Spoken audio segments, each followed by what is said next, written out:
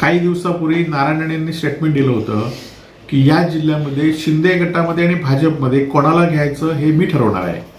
परंतु रवींद्र चव्हाणांनी राणेंना शिंदे गटात सोडा, भाजपमध्ये सुद्धा त्यांची ताकद नाही हे कालच्या विशाल परबांच्या स्टेटमेंट प्रवेशावरून दाखवून दिलं आहे. खरं तर राणेंना न विचारता काल विशाल परबचा रवींद्र चव्हाणांनी प्रवेश घेतला, कारण आज राणे त्या विशाल परबांबरोबर मांडीला लावून बसणार काय हा आमचा खरा सवाल आहे. कारण निवडणुकीमध्ये विशाल परबवर ड्रग्स माफिया आहेत, लँड माफिया आहेत म्हणून याच विशाल परबवर नारायण राणेंनी आरोप केला होता.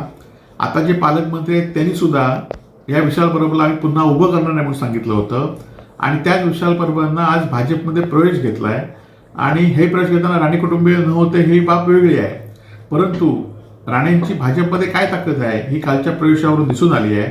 आणि आता नारायण राणे ज्या विधानसभेच्या निवडणुकीमध्ये आरोप केले त्या विशाल परबांच्या मांडीला लावून बसणार आहेत काय हा आमचा खरा प्रश्न आहे.